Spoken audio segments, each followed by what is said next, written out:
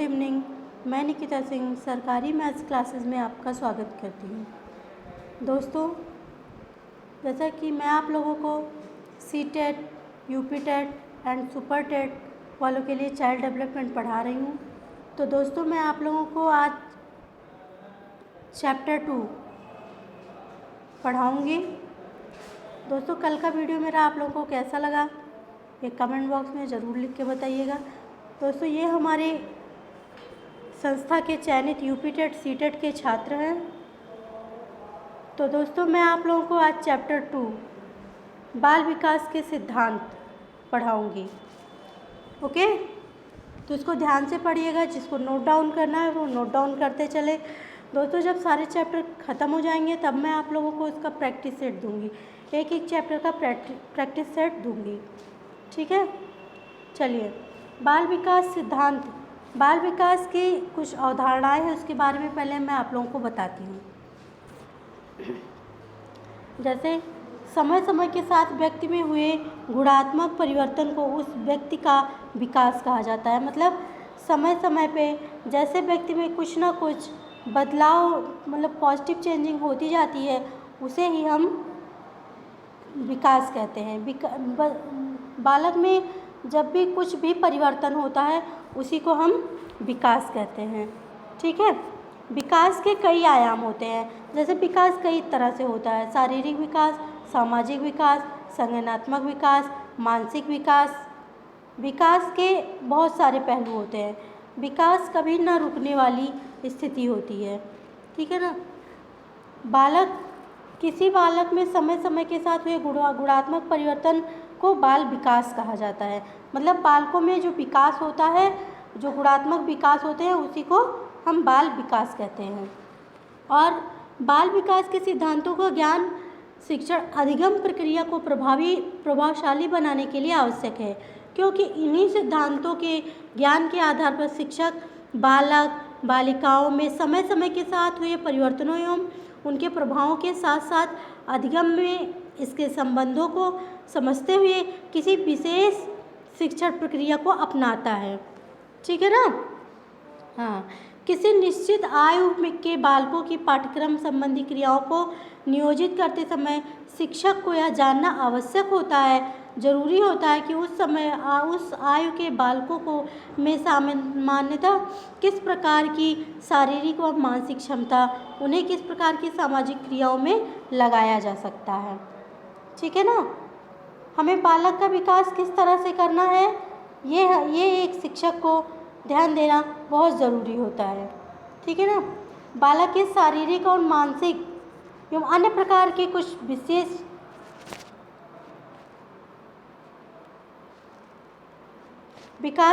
प्रकार के सिद्धांतों पर ढले हुए प्रतीत होते हैं। इन सिद्धांतों को बाल विकास का सिद्धांत कहा जाता है, ठीक है ना।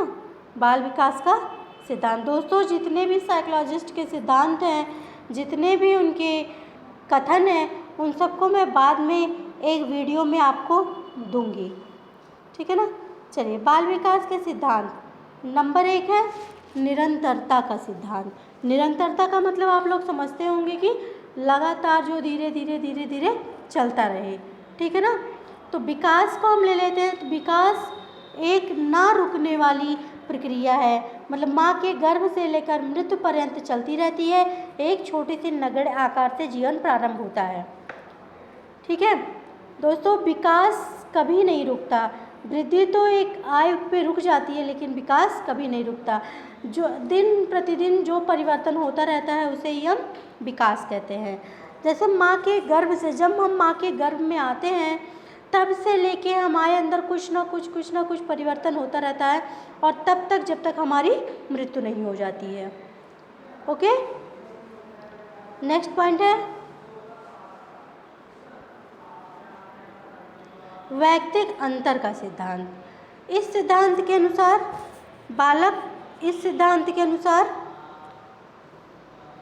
बालक को विकास और वृद्धि उनकी अपनी वैयक्तिकता के अनुरूप होती है। कोई भी बालक वृद्धि और विकास की दृष्टि से किसी अन्य बालक के समरूप नहीं होता। इसके कारण ही कोई बालक अत्यंत मेधावी कोई बालक सामान्य तो कोई बालक पिछड़ा या मंद होता है। मतलब इसका मतलब है कि बालकों का विकास और वृद्धि उसके व्यक्तित्व के अनुरूप है। कोई भी बालक, एक बालक वृद्धि और विकास की दृष्टि से किसी अन्य बालक के समरूप नहीं, तो मतलब कोई भी बालक एक जैसे नहीं होते हैं। किसी भी बालक का वृद्धि और विकास एक जैसा नहीं होता है। किसी की वृद्धि तेज़ होती है, उस हिसाब से उसका दिमाग तेज़ नहीं होता, मतलब उसका विकास नहीं होता। किसी का विकास बहुत तेज़ी से हो जाता है लेकिन उसकी उम्र उतनी नहीं होती है, उसमें वृद्धि उतनी नहीं होती है। ठीक है, जैसे कोई बालक बहुत तेज़ है पढ़ने में तो कोई बालक सामान्य है, कोई बालक पिछड़ा हुआ है और कोई बालक मंद है, तो कोई बालक बहुत तेज़ है पढ़ने में। ठीक है ना दोस्तों, इसको ध्यान से सुनिएगा और ध्यान से समझिएगा। चाइल्ड डेवलपमेंट सुनने और समझने पे ही आधारित है। ठीक है ना, इसको जितना ही अच्छे से समझेंगे उतना ही आप इसको कर पाएंगे। तीसरा है परस्पर संबंध का सिद्धांत। विकास के सभी आयाम जैसे शारीरिक, मानसिक, सामाजिक, संवेगात्मक आदि एक दूसरे से परस्पर संबंधित है। इनमें से किसी भी एक आयाम में होने वाला विकास अन्य सभी आयामों में होने वाले विकास को पूरी तरह से प्रभावित करने की क्षमता रखता है। जैसे जिन बच्चों में औसत से अधिक वृद्धि होती है वे सामाजिक और शारीरिक विकास की दृष्टि से काफ़ी आगे बढ़े होते हैं। तो इसका मतलब है दोस्तों, इसका अर्थ है कि मतलब कोई भी बालक जो इसका मानसिक, जैसे शारीरिक, मानसिक, सामाजिक, संवेगात्मक, ये सब एक दूसरे से संबंधित है। शारीरिक विकास, हम अगर स्वस्थ है तो हमारा शारीरिक विकास भी अच्छा होगा, मानसिक विकास भी अच्छा होगा, सामाजिक विकास भी अच्छा होगा और संवेगात्मक विकास भी अच्छा होगा। ठीक है, शारीरिक विकास की दृष्टि से पिछड़े बालक संवेगात्मक और सामाजिक और बौद्धिक विकास में भी उतने ही पीछे रह जाते हैं। मतलब जो बच्चे पिछड़े होते हैं, मंद बुद्धि के होते हैं, तो वो शारीरिक, सामाजिक, बौद्धिक हर तरह से ही वो पिछड़े होते हैं। और जिनका स्वास्थ्य अच्छा होता है, जो तीव्र होते हैं, उनका शारीरिक विकास भी अच्छा होता है, सामाजिक विकास भी अच्छा होता है और मानसिक विकास भी अच्छा होता है और संवेगात्मक विकास भी अच्छा होता है। ठीक है ना, चलिए हम नेक्स्ट पॉइंट पे चलते हैं। एकीकरण का सिद्धांत क्या है? एकीकरण का सिद्धांत विकास की प्रक्रिया एकीकरण के सिद्धांत का पालन करती है। मतलब बालक पहले संपूर्ण अंग को और फिर अंग के भागों को चलाना सिखाता है। ठीक है, एक बालक पहले पूरे हाथ को, फिर उंगलियों को, फिर हाथ और उंगलियों को एक साथ चलना सिखाता है। इसका अर्थ है कि विकास जो है वो एक तरफ से चलता है। मतलब ये नहीं कि इधर उधर को लेके नहीं चलता, वो सीधा चलता है। जैसे कि बालक पहले अपने, जब बच्चा छोटा होता है तो जब वो रोता है तो उसका संपूर्ण शरीर हिलता है। ठीक है ना, और फिर अंग के भागों, फिर धीरे धीरे वो अपने अंग के एक एक भागों को चलाना सिखाता है। इसके बाद वह उन भागों का एकीकरण करना सीखता है। जैसे सामान्य से विशेष की ओर बढ़ते हुए विशेष प्रतिक्रियाओं तथा चेष्टाओं को इकट्ठे रूप में प्रयोग में लाना वो धीरे धीरे सीखता है। उदाहरण के लिए जैसे है कि एक बालक पहले पूरे हाथ को, मतलब जैसे उसको कोई चीज़ पकड़ना है तो अपना पहले पूरा हाथ देगा, फिर उसके बाद वह धीरे धीरे उंगलियों को हिलाता है, फिर हाथ और उंगलियों को एक साथ चला। मतलब वो कोई चीज़ ये समझ जाता है कि हमें ये जब हम पंजा अपना हाथ चलाएंगे तभी हम कोई चीज़ पकड़ पाएंगे। ठीक है, चलिए हम नेक्स्ट चलते हैं। दोस्तों वीडियो को लाइक, शेयर एंड सब्सक्राइब करते रहिएगा। जो नए हैं वो सब्सक्राइब कर दें और शेयर भी करते रहें। दोस्तों वीडियो को पूरा अंत तक देखिएगा तो ही समझ में आएगा आप लोगों के। ठीक है ना, अगला सिद्धांत है विकास की दिशा का सिद्धांत। क्या है? विकास की दिशा का सिद्धांत मतलब एक बालक की अपनी वृद्धि और विकास की गति को ध्यान में रखते हुए उसके आगे बढ़ने की दिशा और स्वरूप के बारे में हम भविष्यवाणी कर सकते हैं। जैसे विकास की प्रक्रिया पूर्व निश्चित दिशा में आगे बढ़ती है। क्या होती है? एक निश्चित दिशा में आगे बढ़ती है। ठीक है ना। विकास की प्रक्रिया की दिशा व्यक्ति के को वंशानुगत एवं वातावरण अन्य कारकों से भी प्रभावित करती है। इसके अनुसार बालक पहले सिर और भुजाओं की गति पर नियंत्रण रखता है,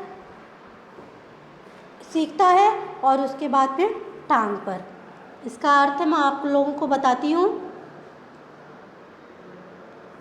विकास की दिशा का सिद्धांत, जैसे इस सिद्धांत के अनुसार विकास की प्रक्रिया पूर्व निश्चित दिशा, मतलब कि ये नहीं कि पहले आगे का विकास हो फिर पीछे का विकास हो। विकास की प्रक्रिया एक दिशा व्यक्ति के वंशानुगत तथा वातावरण अन्य कारकों से प्रभावित होती है। मतलब हमारा जो जीवन है वो 50% वंशानुगत पर आधारित और 50% एनवायरनमेंट पर आधारित है। ठीक है ना। इसके अनुसार बालक सबसे पहले अपने सिर और भुजाओं की गति पर नियंत्रण रखना सीखता है। मतलब पहले वो अपना सिर हिलता रहता है और भुजाएं, फिर उस पर पहले उसको रोकता है, उस पर नियंत्रण धीरे धीरे करता है, और फिर उसके बाद अपने टांगों पर, उसके पैर देखिए हमेशा चलते रहते हैं जब वो छोटा रहता है, फिर धीरे धीरे वो चीज़ें सीख जाता है। इसके बाद वह अच्छी तरह से बिना सहारे के, पहले देखिए उसका पैर जब वो खड़ा होता है तो हिलता रहता है, फिर गिर जाता है, फिर खड़ा होता है, फिर गिर जाता है, फिर धीरे धीरे ऐसे करके अपनी टांगों पर नियंत्रण कर लेता है, और एक दिन ऐसा आता है कि वो चलना क्या दौड़ने भी लगता है। ठीक है ना। चलिए मेरा नेक्स्ट टॉपिक है विकास सामान्य से विशेष की ओर चलता है। पहले सामान्य रूप के दर्शन होते हैं। पहले बालक हाथों से कुछ चीज़ पकड़ने से पहले इधर उधर यूं ही हाथ मारने या फैलाने की चेष्टा करता है, और एक नवजात शिशु के रोने और चिल्लाने में उसके सभी अंग भाग लेते हैं, परंतु बाद में विकास की प्रक्रिया के फलस्वरूप यह क्रियाएं उसकी आंखों पर वाक्तंत्र सीमित हो जाती हैं। चलिए इसका मतलब मैं आप लोगों को समझाती हूँ कि मैं क्या कहना चाह रही हूँ। विकास और वृद्धि की सभी दिशाओं में विशिष्ट क्रियाओं से पहले उसके सामान्य रूप के दर्शन होते हैं। जब वो छोटा होता है तो हम उसके सामान्य रूप के दर्शन करते हैं पहले। उदाहरण के लिए अपने हाथ से कुछ, जैसे आप उसको कुछ चीज़ें पकड़ाइए तो पहले उसका हाथ सीधा उसी चीज़ पे नहीं जाएगा, इधर जाएगा उधर जाएगा, चीज़ों को पकड़ने की कोशिश करेगा। ठीक है ना। फिर हाथ मारेगा, इधर फैलाएगा। इसी तरह शुरू में एक जो छोटा बच्चा होता है वो जब रोता है तो उसके सारे अंग इधर उधर हिलते डुलते रहते हैं, परंतु बाद में वृद्धि और विकास की प्रक्रिया के फलस्वरूप वह उसकी आंखों और वाक तंत्र तक सीमित हो जाती है। मतलब जब वो रोता है पहले तो उसकी पूरी शरीर हिलती है, लेकिन बाद में उसकी जब वो रोता है तो उसकी आवाज़ से और उसकी आंखों को देखकर हम जान पाते हैं कि ये रो रहा है। वो अपने संपूर्ण शरीर का जो है पर नियंत्रण कर लेता है। ठीक है ना। भाषा विकास की दृष्टि से जैसे एक बालक है तो पहले सामान्य शब्द ही सीखता है। जैसे सबसे पहले वह सभी व्यक्तियों को पापा कहकर ही बुलाएगा, लेकिन बाद में वह केवल अपने पिता को ही पापा कहकर संबोधित करेगा। ठीक है ना। तो सामान्य से विशेष की ओर यही है।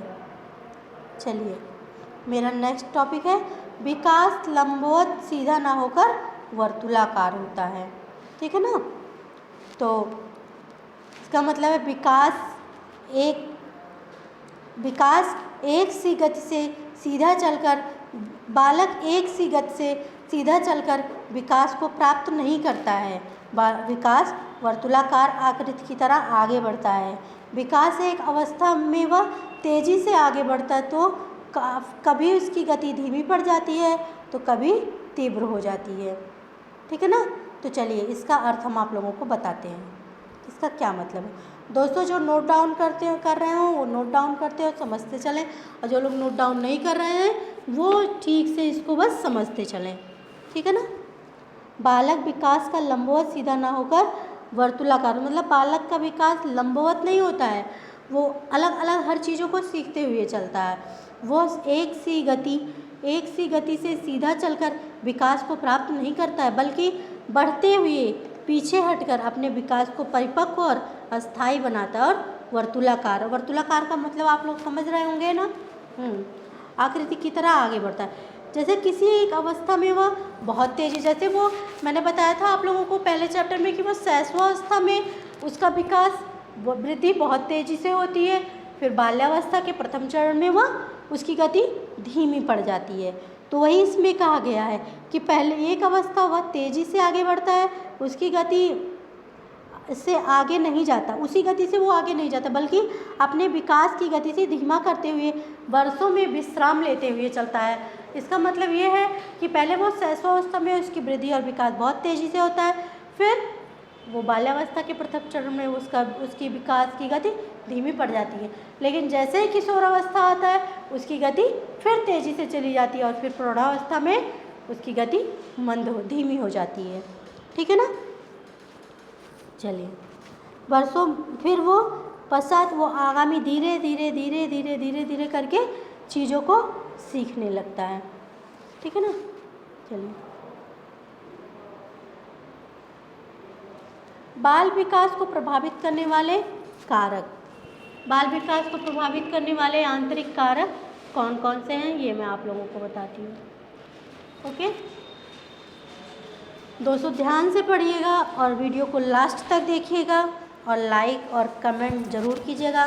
कमेंट में ज़रूर बताइएगा कि मेरा वीडियो कैसा लगा, जिससे मैं भी मोटिवेट होती रहूं, और अगर मेरे अंदर कोई कमी होगी वो भी बताइएगा, जिससे मैं उसको दूर कर सकूं और आप लोगों को एक अच्छे से पढ़ा सकूं।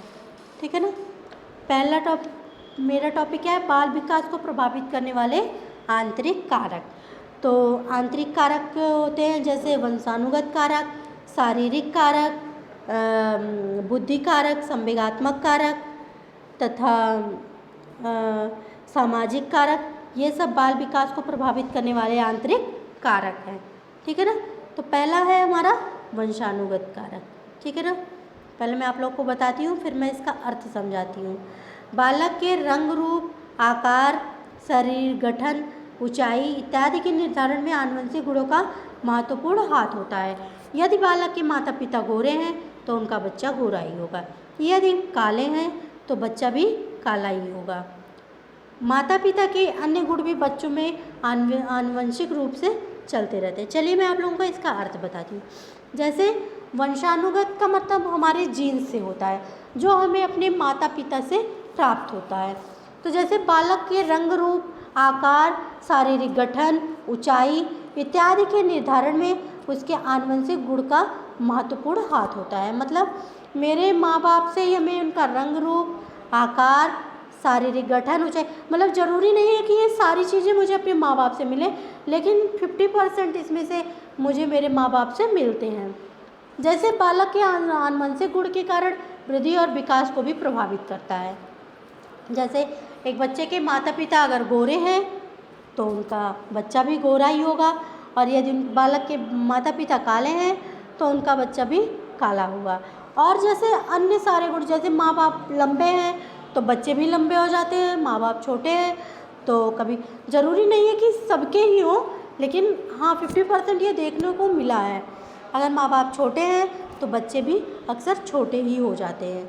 ठीक है ना। आनुवंशिक कारक यही है। चलिए, मेरा नेक्स्ट कारक है शारीरिक कारक।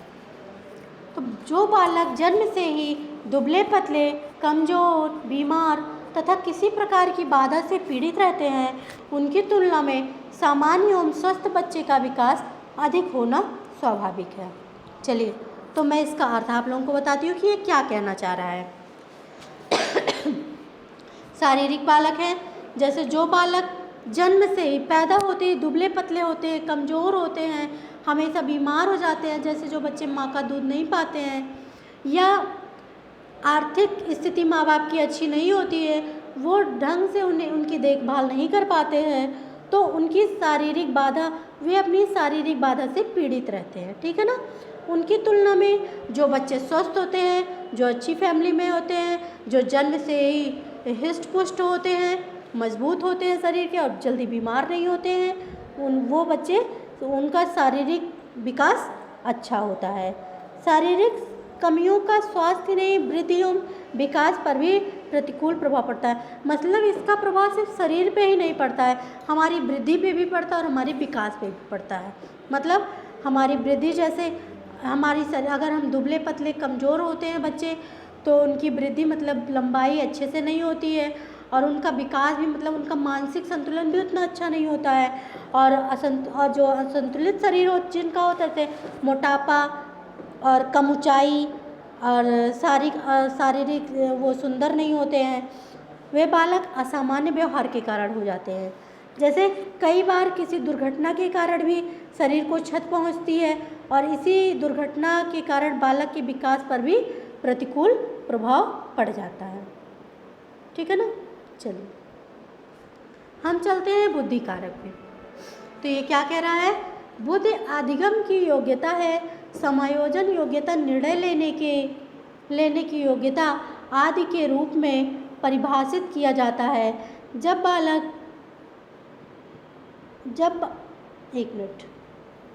बालक की सीखने की गति अधिक होती है तो मानसिक विकास भी तीव्र से होगा। ठीक है ना। और जब बालक की गति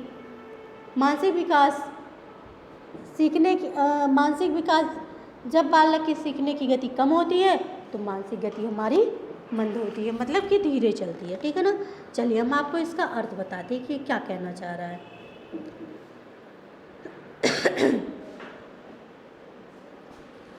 जैसे बुद्धि को अधिगम की योग्यता कहते हैं। जैसे बुद्धि को सीखने की, जब हम कोई चीज़ सीखते हैं, समझते हैं, तो हम अपनी बुद्धि के कारण ही तो सीखते हैं।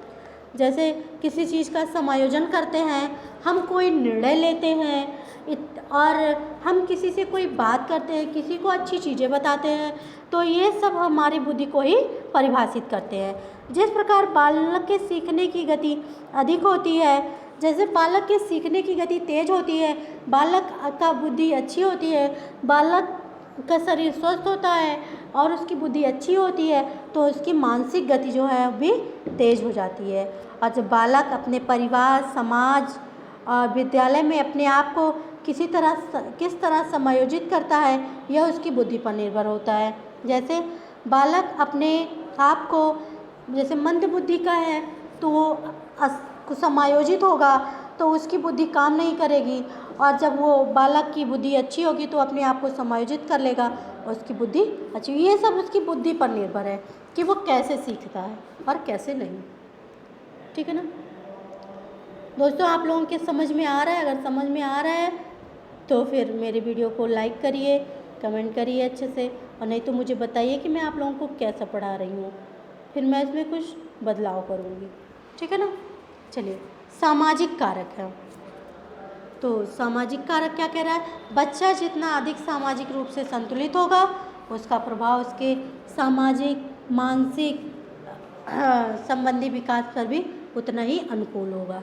चलिए हम आपको इसका अर्थ बताते हैं। जैसे बच्चा जितना अधिक सामाजिक रूप से संतुलित, मतलब बच्चा अपने घर परिवार, आस पड़ोस सबसे जितना ही अच्छे से संतुलित होगा, और हमारा वातावरण जितना ही इससे संतुलित होगा, उसका प्रभाव उसके शरीर पे पड़ेगा, उसके मन पे पड़ेगा, उसके संवेग पे पड़ेगा। संवेग का मतलब क्या होता है? संवेग का मतलब डर, भय, क्रोध, स्नेह, प्यार, यही सब होता है। और भौतिक तथा भाषा संबंधी विकास पर भी उतना ही अनुकूल प्रभाव पड़ेगा। मतलब जितना अधिक हमारा सामाजिक वातावरण जितना ही अच्छा होगा, हम उतने ही मानसिक, सामाजिक और सांवेगिक दृष्टि से अच्छे होंगे। ठीक है ना। और सामाजिक दृष्टि से कुशल बालक अपने वातावरण से दूसरों की अपेक्षा अधिक सीखता है। जैसे कोई बालक सामाजिक दृष्टि से अच्छा नहीं है, उसकी सोच अच्छी नहीं है, वो अच्छे से अपने आप को डेवलप नहीं कर पा रहा है, उसकी अपेक्षा जो बालक सामाजिक दृष्टि से कुशल बालक और उनका होंगे, वे अपने वातावरण से दूसरों उन बच्चों की अपेक्षा अधिक सीखते हैं। ठीक है ना। चलिए हमारा नेक्स्ट टॉपिक है बाल विकास को प्रभावित करने वाले बाह्य कारक। क्या है? बाल विकास को प्रभावित करने वाले बाह्य कारक। तो हमारे बाल विकास को प्रभावित करने वाले बाह्य कारक हैं, जैसे गर्भावस्था के दौरान माता का स्वास्थ्य एवं परिवेश, जीवन की घटनाएं, भौतिक वातावरण, सामाजिक आर्थिक स्थिति। ठीक है ना। तो चलिए हम अपने टॉपिक पे चलते हैं। मेरा टॉपिक है, पॉइंट है मेरा, गर्भावस्था के दौरान माता का स्वास्थ्य एवं परिवेश, ठीक है ना। चलिए सुनिए, यदि माता का स्वास्थ्य अच्छा है तो बच्चे के स्वास्थ्य की आशा की जाती है, ठीक है ना। इसका क्या मतलब है ये मैं आप लोगों को बताती हूँ। जैसे गर्भावस्था के दौरान, जैसे जब बच्चा पेट में होता है उस समय माता की अच्छा मानसिक और शारीरिक स्वास्थ्य बनाए रखने की सलाह दी जाती है। जैसे डॉक्टर ये बोलते हैं कि इनके आसपास का माहौल अच्छा रखिएगा। क्यों? क्योंकि जो माता पिता माँ जैसे जैसे सोचती है, जो करती है वैसा वैसा ही, जो पॉजिटिव करती है तो पॉजिटिव, निगेटिव करती है तो निगेटिव, वही असर बच्चे के भी दिमाग पे जाता है। बच्चे का भी दिमाग उसी तरह से विकसित होता है, ठीक है ना। इसीलिए कहा जाता है कि माँ को अच्छा मानसिक और शारीरिक स्वास्थ्य बनाए रखना चाहिए, ठीक है ना। उसे न केवल गर्भ के अंदर बालक के विकास पर असर पड़ता है, बल्कि आगे के विकास की बुनियाद भी मजबूत होती है। जैसे वो गर्भ के अंदर ही उसको नहीं सोचेगा, लेकिन वो जब बाहर आएगा ना तब भी उसका विकास उसी तरह से, जैसे माँ स्वस्थ होगी, माँ अच्छा खाएगी पिएगी, माँ खुश रहेगी, तो बच्चा दुनिया में आने के बाद भी खुश मिजाज ही होगा। लेकिन माँ अपने आप को संकुचित कर लेगी, हमेशा गुस्से में रहेगी, गलत काम करेगी, तो बच्चा बाहर आने के बाद भी उसका दिमाग वैसे ही रहेगा, ठीक है ना। यदि माता का स्वास्थ्य अच्छा ना हो तो उसके बच्चे के अच्छे स्वास्थ्य की आशा कैसे की जा सकती है, बताइए। हम ये कैसे आशा कर सकते हैं कि उसकी वो बच्चा भी अच्छे से स्वस्थ होगा अगर माँ स्वस्थ नहीं है तो? बिल्कुल नहीं की जा सकती। और यदि बच्चे का स्वास्थ्य अच्छा होगा तो उसके अच्छे स्वास्थ्य की हम आशा कर सकते हैं, ठीक है ना। हमारा नेक्स्ट टॉपिक है जीवन की घटनाएं। मैं आप लोगों को ऐसे ही समझाना चाह रही हूँ, इसको भी सुनते चलिए, नोट डाउन जिसको करना है नोट डाउन। जैसे जीवन की घटनाएं, जीवन की घटनाओं का बालक के जीवन पर बहुत प्रभाव पड़ता है। जैसे यदि बालक के साथ अच्छा व्यवहार हुआ है तो उसके विकास की गति सही होगी, अन्यथा उसके विकास पर उल्टा प्रभाव पड़ेगा। जैसे जिस बच्चे को उसकी माता ने बचपन से ही छोड़ दिया हो और वह माँ के प्यार के लिए तरस गया हो, ऐसी स्थिति में उसके सर्वांगीण विकास के बारे में कैसा सोचा जा सकता है, बताइए। हम ये कैसे सोच सकते हैं कि वो उस बच्चे का सर्वांगीण विकास हुआ है। जीवन की किसी दुर्घटना का भी बालक के विकास पर प्रतिकूल प्रभाव पड़ता है, ठीक है ना।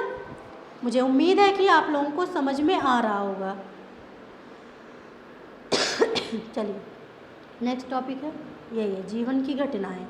हम जो जैसा जैसा करेंगे बालक के जीवन पर वैसा ही प्रभाव पड़ेगा। चलिए हम आते हैं भौतिक वातावरण पे। ये मैं आप लोगों को बता रही हूँ, आप लोग सुनते चलिए। बालक का जन्म किसी परिवेश में हुआ, वो किस परिवेश में किन लोगों के साथ रह रहा है, इन सब का प्रभाव उसके विकास पर पड़ता है। जैसे उसके आसपास की चीज़ें जैसी होंगी, वो जैसी परिस्थिति में रह रहा होगा, वैसा ही तो प्रभाव उसके दिमाग पे पड़ेगा। अगर वो अच्छी परिवेश में है तो वो अच्छा होगा, अगर वो गलत परिवेश में पल रहा है, जैसे गलत परिवेश का मतलब उसे चोरी सिखाई जा रही है, वो किसी और के घर में पल रहा है, उसे चोरी सिखाई जा रही है, उसे बेईमानी सिखाई जा रही है, तो वो तो वही बनेगा। और एक ईमानदार बच्चा अगर अच्छे परिवेश में है, ईमानदारी सिखाई जा रही है, वो अच्छे से रह रहा, तो एक उसके विकास पर एक अच्छा प्रभाव पड़ेगा। परिवेश की कमियां, प्रदूषण, भौतिक सुविधाओं का अभाव इत्यादि के कारण से बालक का विकास प्रतिकूल रूप से प्रभावित होता है। चलिए मेरा नेक्स्ट टॉपिक है सामाजिक आर्थिक स्थिति। जैसे सामाजिक आर्थिक स्थिति का प्रभाव भी बालक के विकास पर पड़ता है। निर्धन परिवार के बच्चे को पढ़ने का अधिक अवसर नहीं मिलता, उनकी अपेक्षा अमीर परिवार के बच्चों को अच्छा अवसर मिलता है, ओके, जिससे उनका मानसिक और सामाजिक विकास होता है। मतलब हमें जैसा अवसर मिलेगा हमारा सामाजिक और मानसिक विकास वैसा ही होगा। तो चलिए हम आपको इसको अच्छे से बताते हैं। बालक के सामाजिक एवं आर्थिक विकास का प्रभाव भी उसके परिवार पर पड़ता है। निर्धन परिवार के बच्चे का विकास के अधिक अवसर उपलब्ध नहीं हो पाते हैं, जैसे अच्छे विद्यालय में पढ़ने, सांस्कृतिक कार्यक्रम में भाग लेने इत्यादि का अवसर गरीब बच्चों को नहीं मिलता है। इसके कारण उनका विकास संतुलित नहीं होता है। शहर के अमीर बच्चों को गांव के गरीब बच्चों की तुलना में बेहतर सामाजिक एवं सांस्कृतिक वातावरण मिलता है, जिसके कारण उनका मानसिक और सामाजिक विकास अच्छा होता है। ठीक है ना। चलिए, मेरा नेक्स्ट टॉपिक है बाल विकास के सिद्धांतों का शैक्षिक महत्व। हम आपको बताते हैं शिक्षा की दृष्टि में बाल विकास के क्या सिद्धांत हैं। नंबर 1 है, इस सिद्धांत के फलस्वरूप शिक्षकों को बालक के स्वभावों, रुचियों, क्षमताओं के अनुरूप सफलतापूर्वक अध्यापन में सहायता मिलती है। जैसे एक शिक्षक जब बच्चों को पढ़ाता है तो पूरी अपनी क्लास में वो बच्चों के स्वभाव से, रुचियों से, उनमें कितने सीखने की क्षमता है, इससे वो सफलतापूर्वक उसको जानने में उसको टीचर को एक सहायता मिलती है। ठीक है ना। इन सिद्धांतों से शिक्षकों को यह पता चलता है कि वृद्धि और विकास की गति और मात्रा सभी बालकों में एक जैसी नहीं होती। जैसे एक शिक्षक क्लास में देखता है कि कोई बच्चा बहुत तेज गति से सीखता है, कम उम्र का भी है लेकिन उसकी बुद्धि तेज है। कोई बच्चा है बड़ा हो गया है, उसकी उम्र ज़्यादा हो गई है लेकिन उसके सीखने की कैपेसिटी ज़्यादा नहीं है। तो इससे वृद्धि और विकास की गति और मात्रा सभी बालकों में एक जैसी होती है कि नहीं होती है, ये एक सिद्धांत अनुमान लगा लेता है देखकर। ठीक है ना। एक शिक्षक वंशानुक्रम तथा वातावरण दोनों मिलकर बालक के वृद्धि और विकास के लिए उत्तरदायी है, कोई एक नहीं। जैसे हम ये नहीं कह सकते कि सिर्फ वंशानुक्रम ही हमारे वृद्धि और विकास के लिए उत्तरदायी है, या हम ये नहीं कह सकते कि वातावरण ही हमारे वृद्धि और विकास के लिए उत्तरदायी है। ठीक है ना। वृद्धि तो एक समय पे जाके रुक जाती है, लेकिन हमारा विकास जीवन पर्यंत चलता रहता है। वंशानुक्रम और वातावरण दोनों ही एक बालक पर 50-50% असर करते हैं। जितना हमारे वंशानुक्रम का असर बालक पे होता है, उतना ही हमारे वातावरण यानी कि परिवेश का भी असर हमारे बालक पर होता है। ठीक है ना। चलिए, बालक के व्यक्तित्व के सर्वांगीण विकास के लिए यह आवश्यक है कि उसके व्यवहार की जानकारी शिक्षक को हो। एक बच्चे का सर्वांगीण विकास विद्यालय में भी होता है, घर पे हर जगह मिला के होता है। तो सर्वांगीण विकास की जानकारी ये आवश्यक है शिक्षक के लिए कि एक बालक का सर्वांगीण विकास हो रहा है कि नहीं हो रहा है। अगर हो रहा है तो बहुत अच्छा है, अगर नहीं हो रहा है तो क्यों नहीं हो रहा है, ये जानना एक शिक्षक के लिए बहुत ज़रूरी है। बालक के व्यवहार के बारे में जानने के बाद उसकी समस्याओं का समाधान करना आसान हो जाता है। जैसे एक शिक्षक जान जाता है कि ये एक बच्चा है वो अच्छा व्यवहार नहीं कर रहा है, हमेशा वो परेशान सा रहता है, तो उसकी समस्याओं के बारे में हम एक क्लास में जब वो टीचर रहता है, हर चीज़ों को देखता है, समझता है, पूछता है, जानता है, तो उसकी समस्याओं का समाधान करना एक शिक्षक के लिए आसान हो जाता है। ठीक है ना। और वृद्धि और विकास के आयामों में किसी एक आयाम में बहुत अधिक तथा किसी दूसरे की उपेक्षित न रह जाएं, इस बात का ध्यान रखकर सर्वांगीण विकास के लिए प्रयत्नरत रहना चाहिए। ठीक है ना। और देखिए, बाल मनोविज्ञान के कुछ सिद्धांत है जिसको मैं आपको बताना चाह रही हूँ, आप लोग बस ध्यान से सुनते चलिए। जैसे बाल मनोविज्ञान बाल विकास के अंतर्गत आता, बाल विकास का सिद्धांत बाल मनोविज्ञान के अंतर्गत आता है। जैसे कि मैंने आपको पहले चैप्टर में ही बताया था कि बाल मनोविज्ञान के बारे में। तो मनोविज्ञान की एक शाखा है जिसके अंतर्गत बालकों के व्यवहार, स्थितियों, समस्याओं तथा उन सभी कारणों का अध्ययन किया जाता है जिनका प्रभाव बालक के व्यवहार एवं विकास पर पड़ता है। ठीक है ना। और बाल मनोविज्ञान की उपयोगिता एवं महत्व के बारे में भी मैं बताती हूँ आप लोगों को। बाल मनोविज्ञान बालकों के स्वभाव को समझने में उपयोगी होता है। ठीक है ना। और बाल मनोविज्ञान बालकों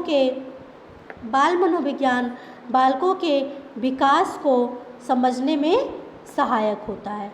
ठीक है ना। और बाल मनोविज्ञान के जरिए बालकों के बाल मनोविज्ञान के जरिए हम बालकों के व्यवहार के अध्ययन के बाद विद्यालय एवं घर के वातावरण को बच्चों के अनुकूल उपयुक्त बनाने में हमें सहायता मिलती है। क्या मिलती है? हमें सहायता मिलती है। ठीक है ना।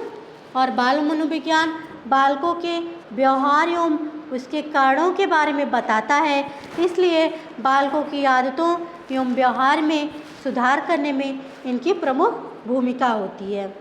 ठीक है ना।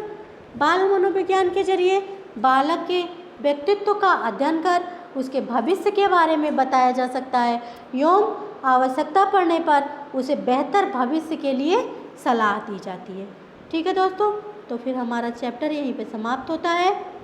ये है हमारी संस्था का address, M38 sector 12 block M, Pratap Vihar, near Domino's, Ghaziabad. और दोस्तों, अगर हमारी संस्था से आपको फ़ोन करना है, आपको बात करना है या कोई जानकारी लेनी है तो हमारा फ़ोन नंबर है 9910386775। ओके